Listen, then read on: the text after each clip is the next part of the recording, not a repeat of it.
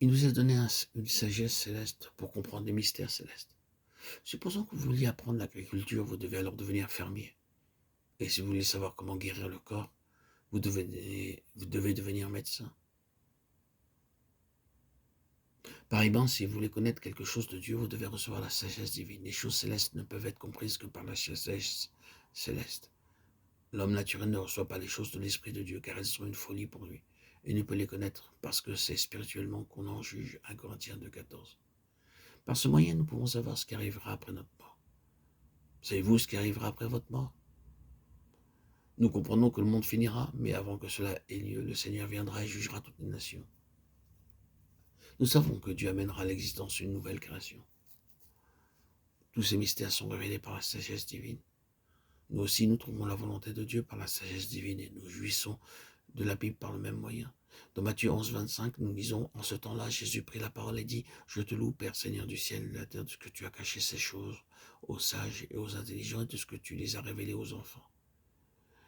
Un cantique nouveau monte alors de nos lèvres. Il m'a retiré de la fosse de destruction, du fond de la boue. Il a dressé mes pieds sur le roc. Il a affermi mes pas.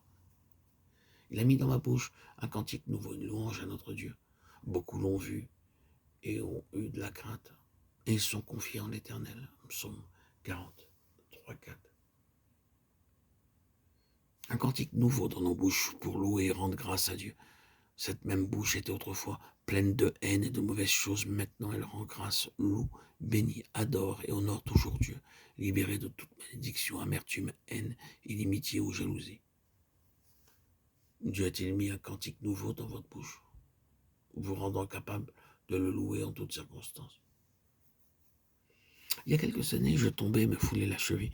C'était pénible et je ne pouvais même pas me tenir debout. J'ai dû rester au lit pendant 19 jours. Je remerciais Dieu pour cette foulure. Je savais que c'était à dessein et que je ne devais pas blâmer Dieu pour cela.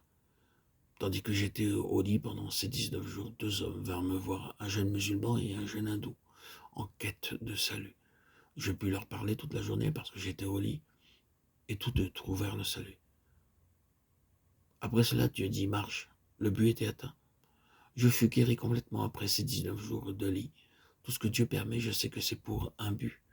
Je peux le remercier pour les épreuves, je peux le remercier pour les difficultés. À travers toutes ces choses, j'apprends quelque chose de plus. Jamais, en aucune occasion, et cela depuis bien des années, je n'ai pu reprocher quelque chose à Dieu. Quoi qu'il puisse m'arriver, je dis: Dieu, je te remercie pour toutes choses. Car je sais, toutes choses concourent ensemble pour mon bien. Ainsi témoigne frère Maxing.